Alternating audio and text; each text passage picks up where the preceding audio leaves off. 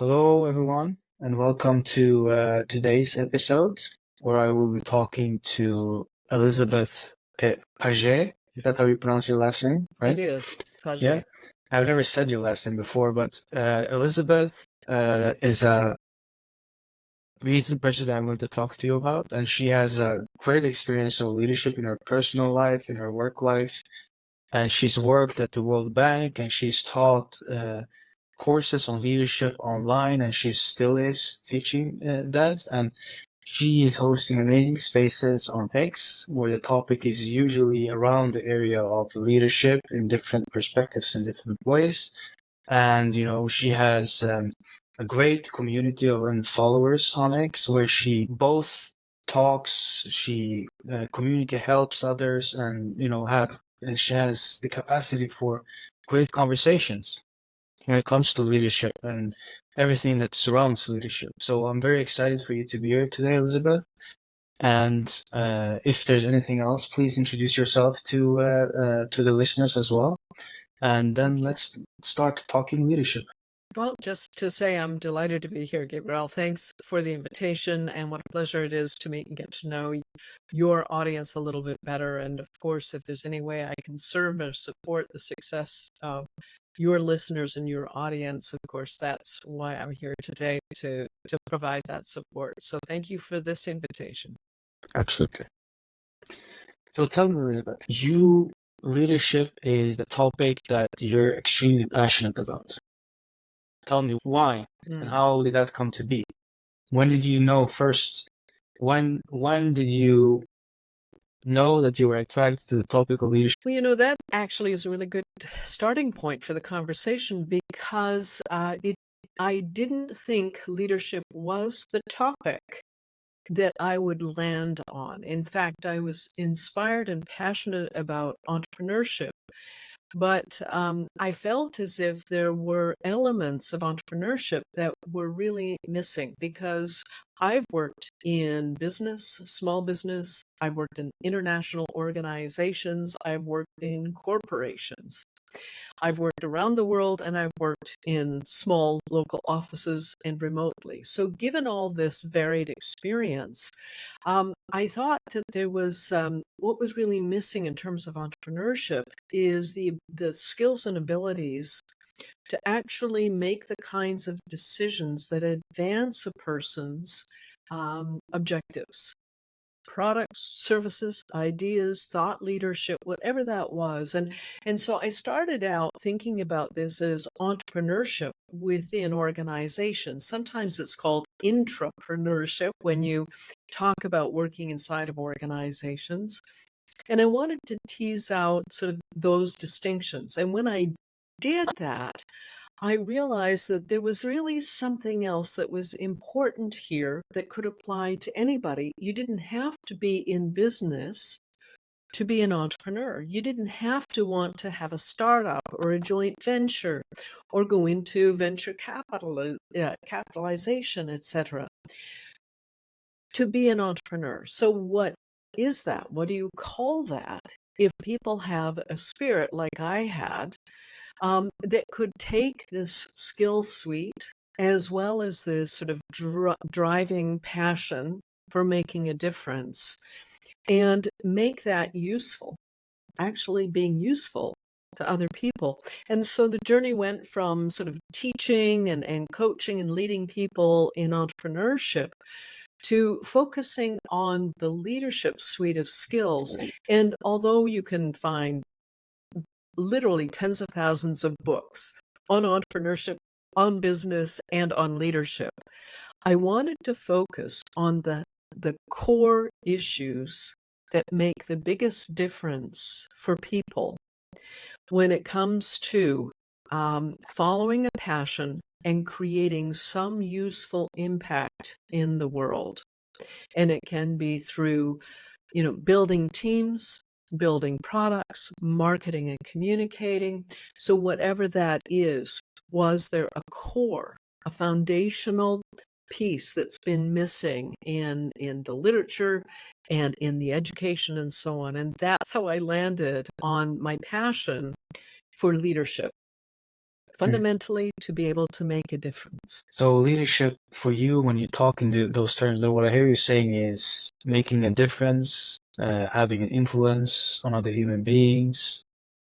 And what do you think is like when you like in your personal experience and in your personal journey when it comes to leadership? Because one big topic that I myself have read a lot about, and in preparation for this podcast, I discovered the term self-leadership as being very important. Mm. So how do you see leadership and self-leadership as being a core? Because what was the essence that you came to? Like, if there is influence, I understand, but that's always in relation to another human being. How about your own life? How about your personal life? Is everybody a leader, or is leader just for the few people that are chosen, that are working at corporations or entrepreneurs, for example, or work for somebody else, like for a big company, small company? Is that what leadership is, or is leadership all of us are leaders, basically? That's what I'm asking.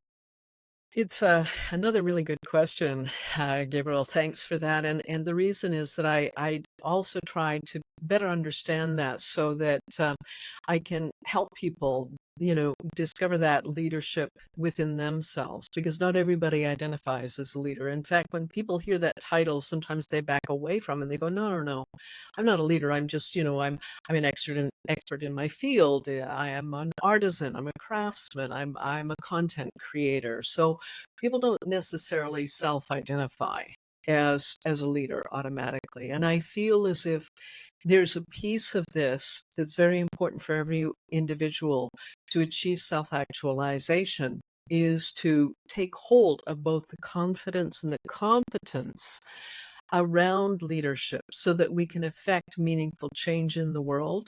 We can affect individual change.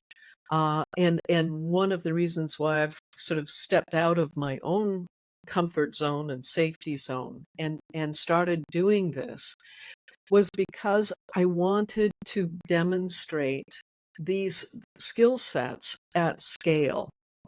And what I mean by that is that I could support people one-on-one in a kind of coaching model. I can support people one-to-many in the courses that I teach, and I do those in live cohorts. I also do them in sort of the Udemy courses that I run, and I have top-selling courses there, so I know that the topics are meaningful. But what does leadership? How do we define it? And I think of leadership not as a title, nor is it entitlement. And I think you touched on that. Is it because you get the title that you become a leader? Is it because you think you deserve it, that you step into that charisma or into that role that you want to bring the spotlight and accolades to yourself? Or is there another way of defining leadership? And this speaks to your question of both self-leadership and self-actualization. And it all starts there. Marshall Goldsmith is an executive coach to the Fortune 50 C-suite people, and he's been doing it for 40 to 50 years. I only say that because he's gleaned significant lessons that he's learned from some of the most successful leaders worldwide, because the Fortune 50 companies, of course, are not reserved in any particular country. They're generally global in nature. They represent hundreds of billions, if not billions of dollars, and hundreds of thousands of employees. So we're talking about sort of a rare group of leaders. But Goldsmith has extracted some of the key lessons through decades of working on leadership. And he says leadership is a contact sport. But what it means is that we have to become self-aware. If we don't have self-awareness, we can't actually impact people positively or achieve the vision or the mission that we have in mind. And the reason is very simple, is that we have a set of behaviors, attitudes, values, and that can support us. But sometimes we inherit these values or form these values, attitudes, and behaviors at various stages in our life. But we hang on to those values, beliefs, and behaviors as though those are that's the formula that help make us successful. And so we'll just do more of the same and we'll get more and more successful. But the insight is that the very habits that might have brought us some usefulness and some success will become the very barriers that prevent us from continuing to grow. So self-leadership is about the continuous curiosity and an open mindset to keep learning. Because once we think we got it, that's when trouble starts. And the flip side of that coin, just to finish the thought, it's not just that we're doing things and not getting the kind of results that are possible for us. We're causing injury to others. And you might say that sounds a little bit harsh. But what's interesting is that when you find very successful people who have this belief that this is my formula for success, and they persist in repeating those formulas, and their responsibility grows, their budget grows, their teams grow, all of these things scale larger, but their skill sets remain limited, it can cause harm.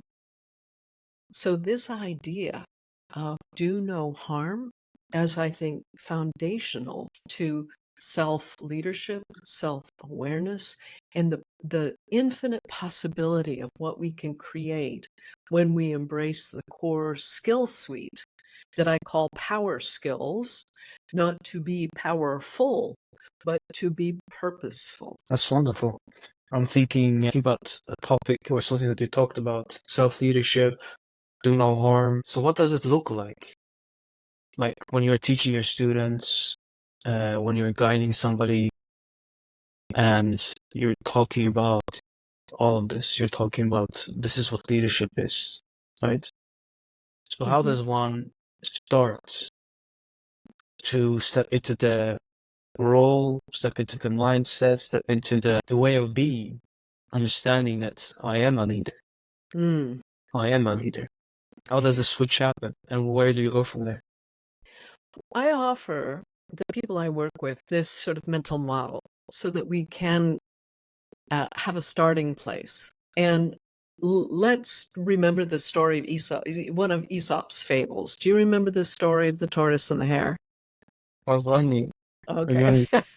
Well, the tortoise and the hare is a fairly well-known fable where the tortoise and the hare were friends and hanging out one day, and the tortoise and the hare jokingly said, "Oh, let's have a contest and see who can win a race."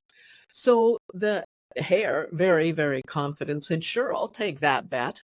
And so, like the tortoise and the hare, I try and create the starting line for everybody.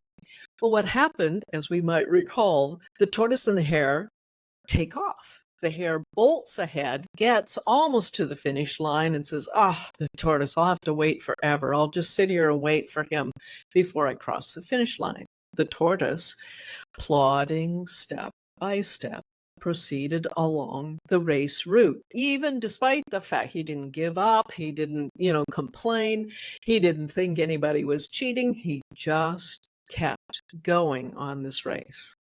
As the tortoise approached the finish line, he couldn't see the hare anywhere and crossed the finish line. When the hare woke up, realized that he was going to lose the race, and tried to bolt to cross the finish line and came in second. Now we take away some sort of moral lessons from that, right? What's the morale of that story? Many people over the millennia have interpreted it as, what do you remember what that one is? It's slow and steady, I think, wins the race. That's one of the morals that people take from that story. But here's my interpretation. What if the tortoise and the hare were really just a metaphor for our own brain?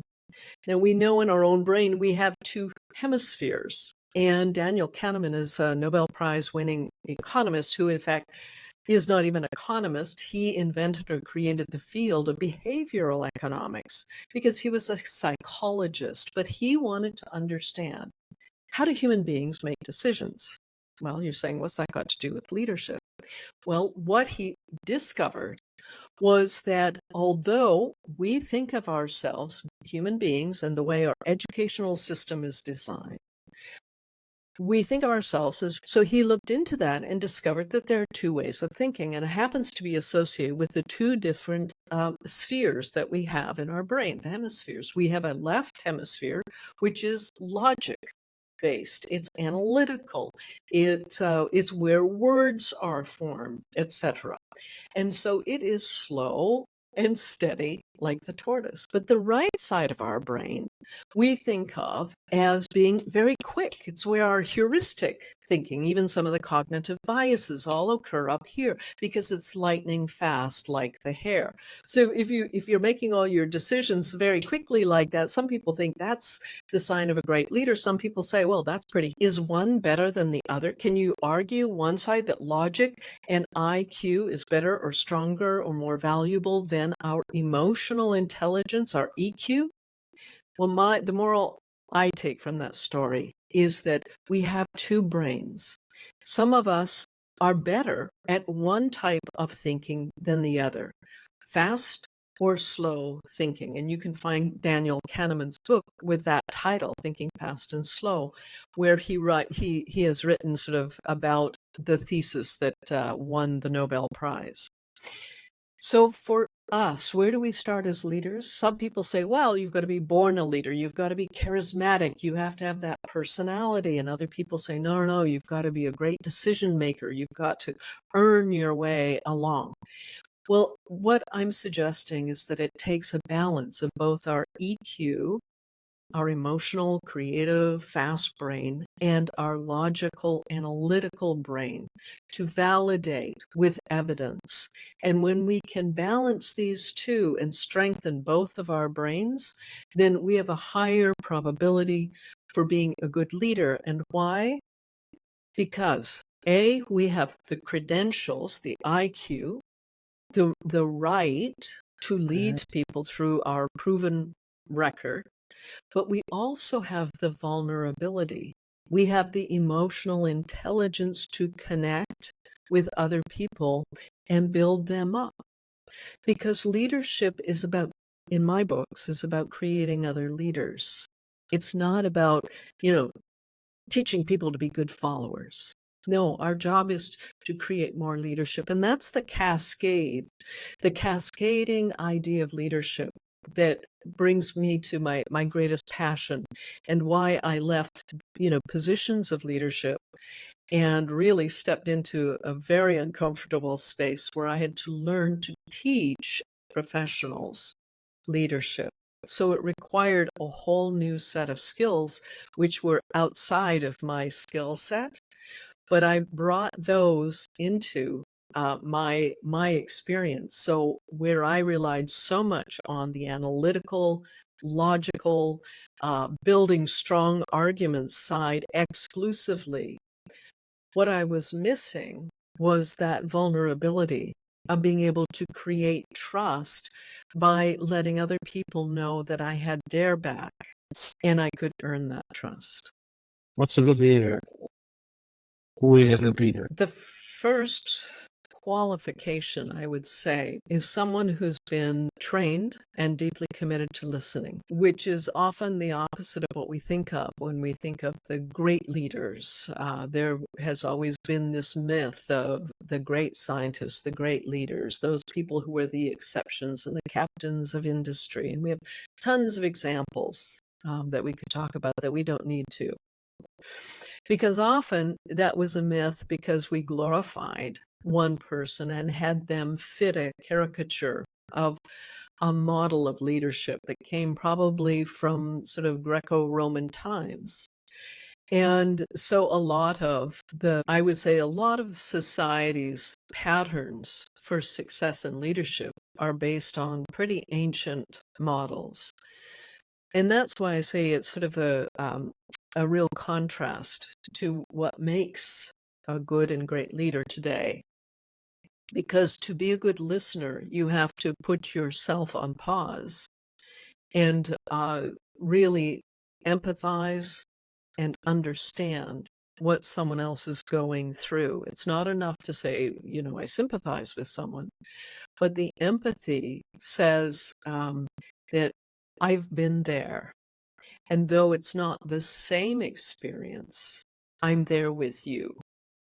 And this creates a reciprocal response in other people. If we can admit our vulnerabilities and talk about our failures and our lessons learned, I'm not talking about confessing lots of weaknesses, because we know we learn more from our failures and errors than we do from the prescriptions for perfect outcomes, right? And so it's in sharing those stories that, in order to listen to other people's stories, that we can better understand those individuals, those markets, those countries, those corporate cultures. Think of it on any scale, from the smallest 1 to 1 to 1 to exponential. It's that capacity to listen empathetically that distinguishes the best leaders, I would say. So EQ matters a lot, in other words, and listening, the ability to listen. And I think I agree with you there. And I also think that when it comes to leadership, and especially self-leadership, you said something about self-awareness initially, right? Mm-hmm. And I think that that's also very highly connected to EQ. It's highly connected to this ability to listen, because you have to always also be able to listen to yourself, I guess. Yes. And there's a story that has caught my attention, at least when I have read about these questions, or I'm sure you have heard about it too. And that was a lesson learned from Nelson Mandela. Mm-hmm. And he said that my first, and I think the most influential teacher that he had, was his father when it comes to leadership. And the reason why he said that was because he grew up in a society where his father was a tribal leader. Mm. And so they would have their gatherings and their meetings, and everybody would speak, kind of like a hunter-gatherer situation where everybody would speak around the fire, and he would always be the last one to speak. He would always be the last one to speak because he wanted to listen to what everyone else wanted to say or had to say before he actually said anything at all. Because he wanted all perspectives before he made his decision, or if before he spoke his own thoughts and his own emotions or his own judgments, right? I do agree with you that EQ is very extremely important, and learning to listen. What else? What else do you think is important for a leader to know? What other tools do you think are important? There are a number of them, and I'll quickly list a couple, but I'd like to come back to comment on the story you just told too. But things like our ability to negotiate. Now, interestingly, I'm not talking about negotiating to buy a car or a house. I define negotiation as communication, but it's a very intentional kind of communication. So negotiation actually has embedded in it this kind of empathetic listening, because we're not listening for the weakness in the other person so that we can get ahead or win. We think about the outcomes that come from negotiations, either win lose, lose win, or win win. Well, what do you come away with when you negotiate? What do you come away with when you communicate? You can have those same three outcomes. So instead of being accidental, what would it mean to us if we were intentional and thought about every communication as negotiation? And a negotiation truly is never win-lose, because when you cheat someone in a transaction, there will be a reciprocal response to always try to get even one way or another. And it means that you might think you've got a negotiated agreement, its contract is signed, etc. But if a person feels that they've been unfairly treated, they will find a way to sort of scratch out a correct balance, which can be in any number of ways: not delivering on time, under delivering, poor quality, etc. So you only cheat yourself is my point when it comes to negotiating. What's the other side of the coin when you negotiate in a win-win? Is it because we're just trying to be nice to people? Life is is far too demanding for us to walk around thinking that being nice is going to be a compelling virtue, right? So we have to accomplish our objectives. But the way we can do that is in creating new value. So you don't go at it sort of with a scarcity principle that we're going to split it 50-50, because when you negotiate 50-50, both parties walk away with half of what they could have. So the trick and the skill is using an abundance framework to create 100% plus one, so that both parties, we create new value as an outcome of the communication / negotiation, so that you're adding more and more value. That too is reciprocated. In what ways? Can any number of ways that we can list, but it also is in terms of the quality and value of the relationship. The relationship is long term. It could be infinite, it could be a lifetime, it could be over in a moment. But people will never forget how you make them feel. They'll forget all the details of what was in the agreement, but they'll never forget how you made them feel. And so one day, the day that we reconnect with people or our reputation precedes us, this is how we benefit from having a change in mindset. So negotiation, decision making, problem solving, root cause analysis, cost benefit analysis, risk analysis, those are some very important structural pieces of leadership. But I wanted to go back to your story. And this sort of goes hand in glove with the empathetic listening is storytelling. Because storytelling is when we then tell our stories that reveal more about our inner life as much as about the outer conditions. But what's interesting about storytelling, and it came to mind when you were talking about Nelson Mandela's culture, because this goes back to the beginning of humankind on Earth. And if you want to, I would say predates civilization, because we sometimes think about civilization as when there is some kind of a written record. But what record do we have of the earliest human life on Earth? It's in the cave paintings, right? Yeah. And so it means that storytelling is in our DNA. Before we had the sophisticated capacity, perhaps for language, and then for writing, and then for counting, all of those logical left brain activities, we were born with the picture making.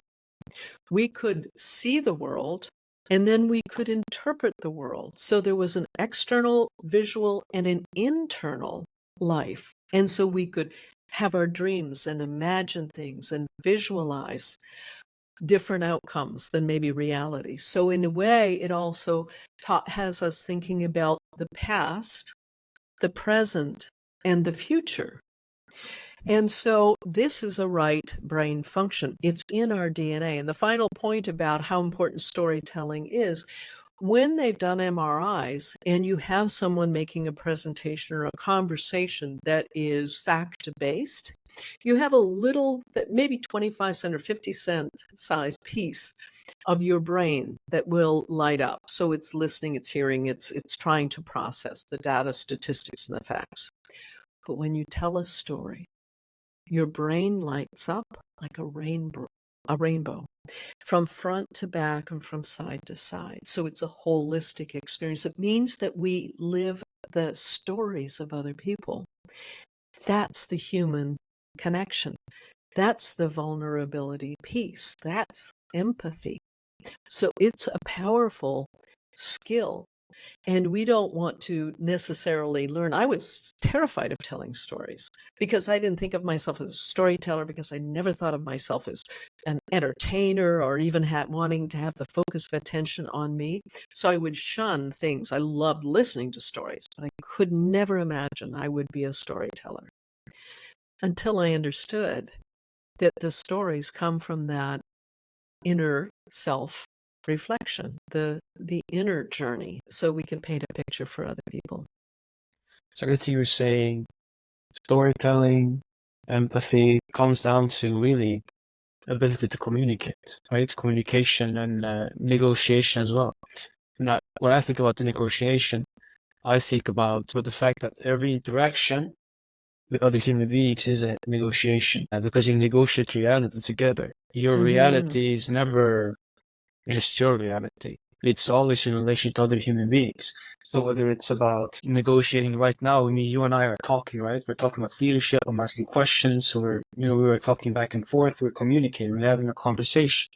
And in this communication, ideas are getting clearer and clearer. And how is that being done? It's by in our communication and as we're talking.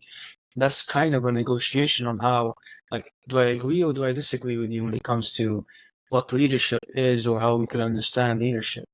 So I think negotiation is fabulous. It's a very good word to use. And the best negotiators are those who communicate well, and those who communicate the best are those who tell stories, right?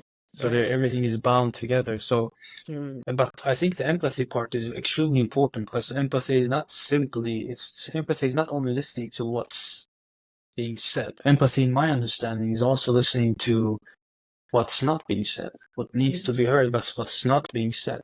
And that's not simply reading between the lines. It's also about asking the questions. It's also about hearing what you want to say, dare not say. I'm thinking about like a leadership situation. Let's say you're in a work situation or you're in a group situation where not everyone is speaking up, perhaps, and so on. So, and making sure that everybody's included and so on in that kind of conversation. So I think that communication and empathy, especially empathy, is this essentially about connecting on a heart level, but also asking yourself the question, what's not being heard? I absolutely agree. There's two facts I could add to that, just to underscore exactly the point that you're making. And one is that we know our communication, when we are presenting, talking in dialogue, as you were talking about together, we communicate on sort of three pillars. There's the words, the vocabulary that we use, right? The words we use when we want to be clear and concise and help people, eliminate any sort of ambiguity by being clear with our words. So I call that the vocabulary. And then you have the visual cues, body language, right? So I might have a very different look on my face that contradicts the words that I'm using. It's possible that we can do that. I could say, Gabriel, I'm really happy. Thanks so much for having me here today. Yeah, I'm looking forward to it. Already you going, oh no, this lady is, she's just out of here. She's not happy to be here. So why are we here listening to her? So there's a contradiction in the words that I use and the visual cues. But now there's a third leg to that stool, and that is our voice, the tone of our voice. And this speaks directly, I think, to what you're saying. We could be sending messages loud and clear without ever using the words to convey. So in other words, are we listening to what's not being said? And if you welcomed me into this program and I looked, enthusiastic, and my words were all aligned, but I sounded like, oh, Gabriel, so happy to be with you. And I know I'm bringing a message that I care a lot. I'm really, really passionate about this idea of leadership. Would you find me believable? No. No. Less so. I'm not confident, not enthusiastic, and you wouldn't mind if my words lined up with my tone of voice. You wouldn't mind, because you'd say, "Oh, there's something, Elisabeth has something else on her mind," but because of the contradiction. So those three key factors are so important in our communication. And it's not that we do it on purpose to deceive people. It's because sometimes we have an inner set of values or experiences that are not aligned with the message that we're communicating. And in a practical case, a really practical example, you might be developing the talent on your team you want to delegate to a team member that you've chosen. You've been very empathetic in your listening. You've discovered a lot about these people, and you know that they have great potential that has not yet been realized. And so you offer, I might say to you, Gabriel, there's so much, there's a great project, and I've really earmarked this project for you because it's going to show a lot of the talents that you come in with, and you haven't had a chance to shine in all these areas.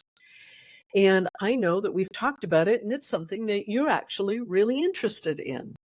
I might tell you what the project is, and you might say, "Oh, Elisabeth, thank you. That's really something I have been thinking about. We've been talking about that for months. But you know what? I think, Mary Jane is better qualified. In fact, I think you probably should give it to her." So, what's not been said is that, Gabriel, you might have fears and concerns. You might have reputational risk. You might have relationships that you're worried about because you began with the enthusiasm from the tone of voice. You said, yeah, there was energy in that.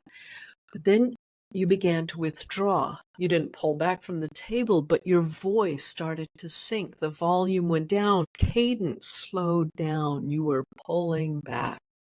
And so I might say to you, Gabriel, I'm glad to hear that you're still enthusiastic about it, but I have a feeling that you've got a number of questions. What are some of the things that are on your mind? And you might go, oh, because you didn't know you were withdrawing, right? You might go, oh, well, Mary Jane has been here a lot longer than I have, and what's she going to say if I steal a project from her? But you see where we're going? I didn't have to say to you anything other than I was picking up on your tone of voice and mirrored back an emotion that you had not yet been labeled. And you might have some questions, you might have concerns, you might be, holding back a little bit. Let's talk about that. That's the EQ connection, the vulnerability, the trust is established on that. And to another point, more dramatic. Do we have time for another quick story? It's a true story, but it comes from Chris Voss. And I remember everything changed for me. Though I had been teaching some of these listening and leadership skills, I read a book called Never Split the Difference by Chris Voss, and he is a former FBI hostage negotiator. Here's somebody who has a lot at stake when he's communicating and negotiating, right? He has people's lives at stake. So he talks about mirroring and labeling the emotion because people may not realize that they're masking some internal fear or emotion, and they're using the right words. Maybe even the body language is kind of okay, but the tone of voice is a real tell. And so there's a story in his book that's based on a true story where there was, it was back, let's say, in the 70s where we didn't have any electronic banking. We had brick and mortar banks, and people were, at the tellers lining up, and a fellow in a trench coat, like everybody else in the village, he walked in and waited his turn, got in the queue. And as he approached the teller's kiosk, he took a note out of one pocket and he raised his hand covered in the pocket of his trench coat, indicating that he was armed. And on the note, it said, "Put $2,000 in the bag. This is a stick up." The teller, you can imagine the emotional triggers that are going off. Am I going to be hurt? Do I set off an alarm? Are the people in the bank going to be hurt? What's going on? But instead, she looked at the note a second time, said to the man, "You've asked for $2 to be put in the bag. What do you need the money for?" He began immediately, open up his vulnerability. "They're coming to repossess my house. That house has been in my family for generations. I've got to take care of the mortgage." And she said, "Sir," she said, "you didn't come here to rob the bank. You came here to get a loan. And we can help you." That's a true story. So what did she get that the rest of us would have missed? she read the note and she said, if it's a real stick up, somebody says, put the money in the bag. But he said, put $2,000 in the bag. That is being an empathetic leader. That's actually, I've never heard that story, but it's kind of beautiful. It shows the difference, right, between being able to read between the lines or about understanding what's not being said or written in this case, right? And she's Yes. hearing something that's not there, right? How can you be vulnerable as a leader? What is vulnerable leadership? Or is there such a term? I think it exists in fact, in the minutia of work, interestingly, and relationship building. Because I think it doesn't just sort of exist on its own, the vulnerable leadership. It's something that you are prepared to give. You have to give a story in order for people to trust you, yourself. And when you give of your own story, you are the author of your own story. So it has to be true. Being vulnerable, you can't really be vulnerable by telling somebody else's story. You can teach it as an example, but by me telling about somebody else, failure, and then, Horatio's story of from rags to riches, that's not vulnerability. It's when we share something about ourselves that we would normally keep hidden from other people. And the purpose in sharing that vulnerability indicates that we're all operating on a level playing field. And people sometimes don't know it or believe it. They might say, oh, yeah, everybody's equal, but you're the boss. You have power and influence over me. So I'm going to say whatever you want me to say because I don't want to lose my job or the promotion I'm looking for, the bonus that you promised me. So we play it safe. People play it safe as just a way of being. So for a leader to truly develop the talent on the team, we have to encourage people to take some risks. So we do that by first taking the risk. And that risk is telling a story about ourselves from which we then earn the right to make a request of someone. Because if we have shared something about our life and story, we can then make a recommendation to another person that if they took our recommendation based on our experience from our life that we just shared with you, you might get the same results that I got or similar results. So we tell stories to earn the right to ask people to change their behavior. Why is it important? Because people won't change. We resist change. It's not that we don't like change. It's that we don't know that the reward is bigger than what we're already getting through our habitual behavior. So when we can demonstrate that there is a bigger payoff by making a change and a specific, concrete, repeatable change, that you can get a reward as well. But then what's unique is that the listener, the person who receives the story, has to make that relevant in their operating context, because what my reward may not be your reward. And I'm not suggesting that you want my reward. But because I show you that it's possible, what I'm really saying to you, if I can do it, you can do it. And it's safe. Safe because I've got your back. I'm going to support your success, though there's no guarantee. I don't know if you're going to be successful. I'd like you to be successful given the evidence that I have here. But here's what I can tell you is that I'll work with you until we achieve a form of success that works out for everybody. That's why vulnerability is so. What will you tell a person, and this might be the last question I ask you, very short, actionable step that you can take if you want to become a better leader? It's a significant mind shift. And the best way to describe it would be simply to say, be generative, have a growth mindset versus a fixed mindset. And what that means is that through curiosity, a willingness to challenge yourself, a willingness to not have the guarantees or certainty, that you can go into a world where it's turbulent, where it's unpredictable and create something out of nothing or create something new. And that is a generative process. And it goes back to the conversation we had on negotiating and communicating, because you want to create new value. It's one thing to keep the trains running on time. A good supervisor, a good manager, a good peer, we all operate on teams to help each other get the stuff done, meet the quotas and check the lists. But we can do that for a lifetime and still never accomplish the purpose we had in our life. Well, how do we accomplish our purpose? We create new things and we create new relationships. We create new understanding. That's generative.